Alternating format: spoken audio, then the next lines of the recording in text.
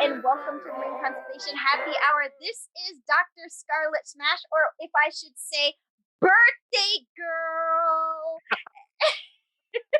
How many seconds does that take to mention that it's your Sorry, birthday? I'm totally ready to celebrate.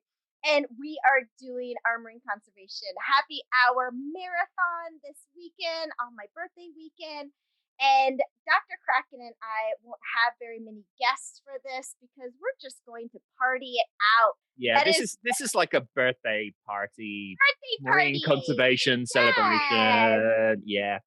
Mm-hmm. And we were okay. Well, anyways, we'll talk about all this other nonsense before I mention that. To date, we're going to be talking about the new documentary that everyone is talking about, Dr. Craken. Oh, yeah, seriously. Everyone's talking about Seaspiracy. Okay, so we'll be talking about that today on this episode. We have so much to rant about. I feel like it's going to be a part 1 and part 2. Probably. Oh, yeah, most definitely. I think so, too. And so before we do that, just want to mention that we are taking donations at the mindfulconservation.com website. If you guys want to buy us a drink, we would be happy to drink it. Or if you want to donate a good amount of money and have us come and see you and do a live show, we're happy to do that too. So you can definitely show us the money. Oh gosh, you could definitely show us the money. That's exactly what I'm trying to say. At the same time, so yeah, that we've been doing this voluntarily, and we would love to get some support from you. That'd be awesome. So, Dr. Craken, hi there. Thank you so much for celebrating this weekend. I'm so glad to see you. And what do you have in your glass? Well, actually, my glass is empty because as we were sort of preparing for the episode, I drank all my mead. But I'll give them a shout out. Grenfell Meadery, they do fantastic meads, and they've actually sort of gone into some of the old medieval Nordic recipes. So the one I was just drinking is called Vanir, which is really quite very sweet. But it tastes like something a Viking would be sort of sipping at the end of the night, you know. I've just been out invading. Oh, I've just been out invading England, and now I'm gonna sit down here, have a sip of mead. Absolutely delicious. They also do like an ancient sort of cherry fruit one, and they do a lot of more sort of modernish type mead. So they're almost like ciders. In some way, sort of slightly really, honeyish. Not super honeyish, because I've had some meads where it's like almost like a port. Yeah, this one is like port. It's very, very sweet. But some of the other ones, like a dry cider almost, with a slight sort of slight honey tone to it. Well, they sound fantastic and excellent. Oh yeah. I want some. Grenfell Meadery, and one of the great things about the pandemic, they will deliver it to your door. Oh, heck yeah! They will deliver it to your door. So I just like, we're out of booze. Oh, Grenfell, save me. Call them up. I love it. All right. Well, Dr. Craken, this topic that oh my God, this documentary has been exploding all over social media, right? It's really been interesting. I think we should do our second episode about the reaction to Seaspiracy and how people have been talking about it in the next episode. But definitely it's like Marmite. It's like people love it or hate it. Right. Isn't that weird though? Okay, so we're going to do just a short little summary of what the documentary was for all our listeners that have not seen it. This is it's a revealing, taking the blanket off of a very serious situation, political too. It looks like very political, and worldwide issue, and we're talking about overfishing, all the problems with it, Well, overfishing, pollution, politics, Environmental there's problems, a how this lot. all affects us. I know, Really, there's a yes. lot in there. There's a lot in there. Money, when kidnappings, slaves. Slavery, yeah. Oh my goodness. Oh my goodness. Well, actually, there's a paper that we did a couple of years ago called "The Craken in the Aquarium" about some of the big issues in marine conservation that And who no was on one this is paper with really you? talking about. So this was some of the people from Society for Conservation Biology Marine Section, so the likes of John Sigliano, and I think Brett Favaro was on it, and a whole bunch of other people. Angelo And wasn't in actually, I don't think Angelo was in that one. He's been in several of these sort of controversial papers, but I mean, there's certainly some stuff in there which is definitely. This is Angelo Villagomez we're talking about.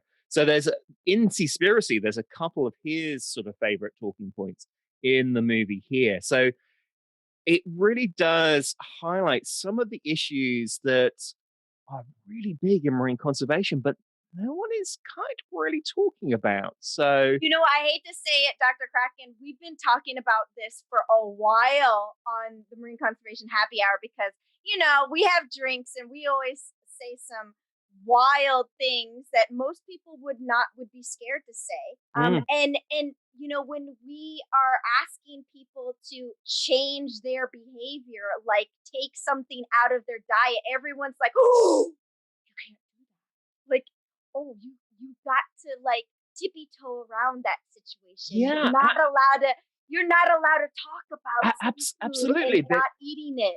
There's a lot of things, as they say, there's something rotten in the state of Denmark, but there are a lot of things in the marine conservation field that a lot of people know that are really problematic, but no one's kind of wanting to talk about it because it might flip over the apple cart or because some of the big organizations are somewhat invested. Let me go through a list. I've got written down here a list of When you messaged some. me and you said that you have an I have entire page of notes. notes, I was like, okay, all right. I literally had like a clipboard going through here and go listening all the sort of the big issues that it highlights that really, quite frankly, do need highlighting. Let's start. let's So just let's go through, just name the issues and then we'll go back on yeah, each of them. And if we start to, make a longer discussion on it, great. Let's just keep talking about each of them. absolutely. So go ahead. Okay, so let's start off. A small number of really big corporations like Mitsubishi actually do a huge proportion of the world's fishing and are actually responsible for a lot of the problems. And this is kind of what the documentary focuses on. And a lot of the marine conservation community sort of got derailed. What about the little mom and pop fishing? It was clearly they were talking like these sort of big, massive industrial fishing, and that is a major, major problem. Taiji, the dry fisheries in Taiji that have been supported by the aquarium industry because they buy a dolphin for like $100,000 that keeps the fishery unprofitable fishing going. Absolutely, that's still ongoing, and a lot of people aren't willing to say anything about it. The aquarium industry, the captive display industry, isn't willing to say anything about it because many of them got their animals from places like Taiji. Marine protected areas that are basically worthless. They're not really protecting because they allow everything in it. They allow fishing, they allow extraction, they allow mining. So, what are called poops, parks only on paper. Either the restrictions are so wishy washy that they're not really protecting anything, or they might be great on paper, but no one's enforcing anything because they have zero enforcement. Lack of control of fishing on the high seas, the massive subsidies of the fishing industry, which means that basically people are, quite frankly, a lot of fisheries would have collapsed a long time ago because they are economically unsustainable. But subsidies are keeping them going. In fact, they were pointing out that places in Gulf of Mexico, the subsidies, if they took out the subsidies, they would just lose. It would be a loss that they will be spending more money on fuel than they would be actually getting shrimp and so on. the huge impact that bycatch has around the world. The fact that bycatch is one of the biggest issues for cetacean conservation, whale and dolphin bycatch is absolutely massive. The problems with tuna labeling, we've known for ages that a lot of the observations on tuna boats aren't actually worth anything because the observers are threatened, they're locked below decks, you know, they're bribed. So a lot of the tuna labeling is kind of worthless. Although at least the dolphin friendly tuna has brought the number of dolphins being killed. I mean, it was like hundreds of thousands of dolphins being killed every year. The labeling has reduced the bycatch by about 90%, but it still does go on because it's so valuable. Discarded fishing gear as one of the major sources of plastic pollution in the oceans. Absolutely. I mean, that is a huge and obvious in thing. the 100,000s per year. Whales, dolphins, Yes, in the porpoises, 300,000 are killed every year, and technically, it's like it's only a small percent of tuna that is actually caught yeah, I compared mean, to what the bycatch is. So they introduced this whole sort of dolphin-friendly tuna thing in the Eastern Tropical Pacific because it was absolutely decimating the wild and dolphin population. The rules and regulations they put in there has reduced it substantially, massively, in fact, but it still does go on because if tuna net does kill dolphins and it's reported, it basically can only go into dog and cat food.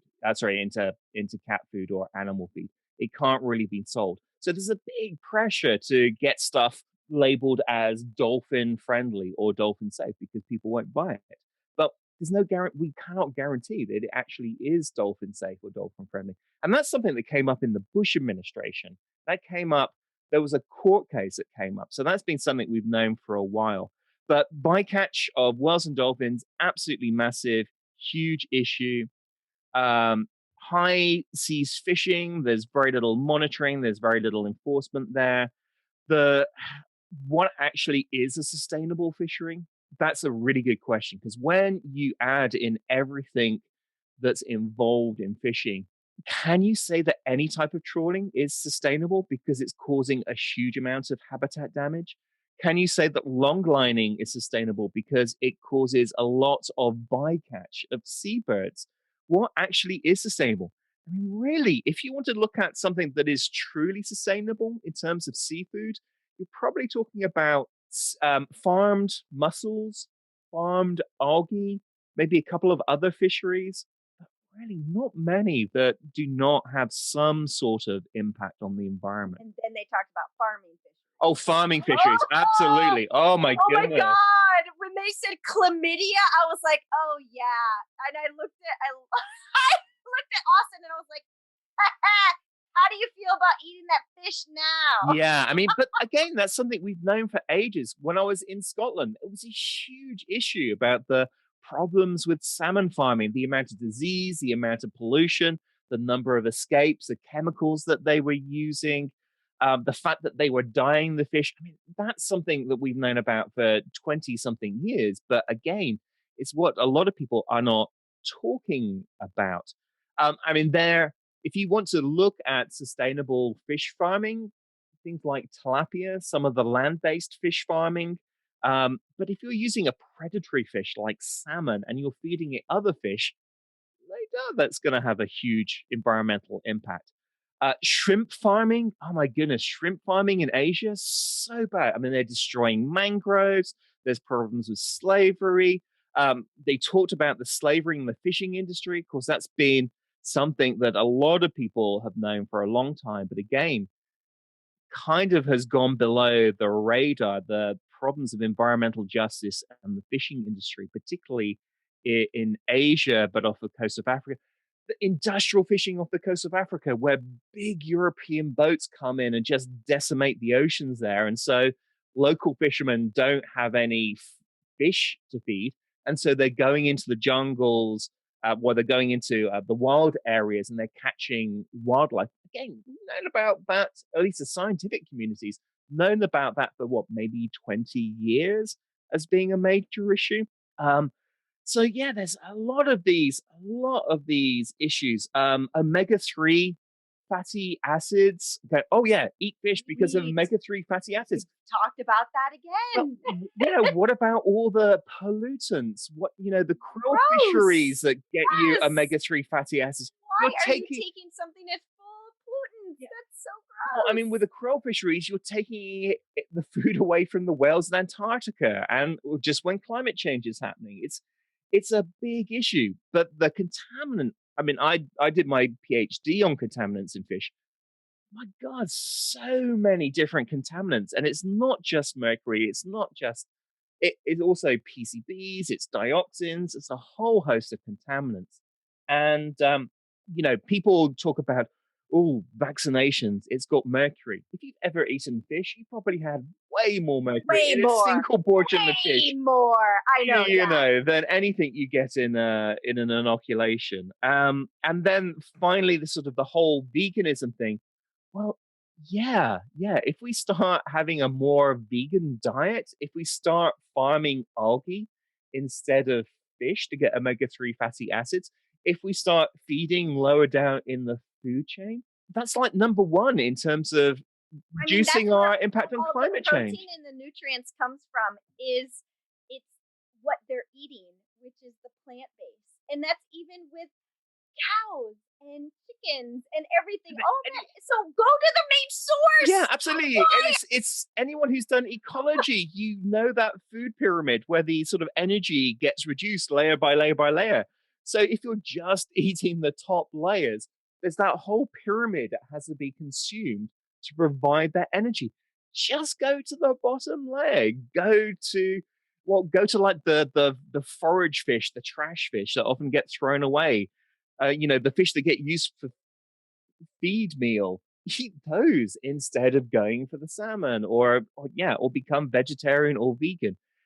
How many times do we have to be told that one major contributor to climate change is industrial agriculture? And throughout this, it was very clear watching this that they were referring to like the big industrial fishing, the Yep. massive Money super power. trawlers.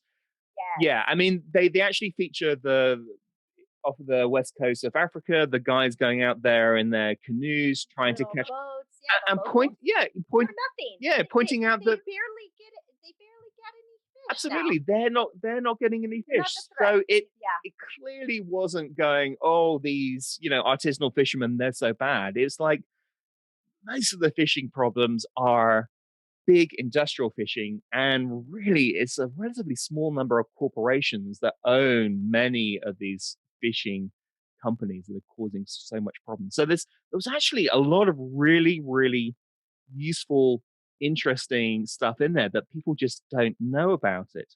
On the other hand, the guy who was the host, probably not the best host. If Attenborough had been doing that, if we had But they got another British man. I feel like that's what everyone wants, a British man to talk to them and educate them. Have you not noticed that on a well, lot of well, well, documentaries? clearly, I'm just putting on a British accent to sound more intelligent here. Everyone that's listening is like, we love Dr. Craken because he has that British accent. Yeah. It means he's more intelligent. That's why. Although the guy himself kind of came over as like, oh, I never knew about this. Haven't you heard of Google? You're supposed to be an ocean enthusiast, and you didn't know about Tai Chi. I did think it was good though, because he was someone that was uneducated. He didn't know what was going on, and a lot of people can relate to that. And it doesn't, you're not getting someone that's a scientist. And I understand that it would have been better to have a scientist, be the one to, or a naturalist or whoever, like David Attenborough. What is he? Is he a naturalist? I mean, what do you call him? I'd call him a science educator these days. A science educator. Yeah, okay, fine. Yeah, okay. But I think that someone from the general public that really didn't know what was going on, I think that created more impact for other people who are not in the science field. Yeah, I mean, definitely.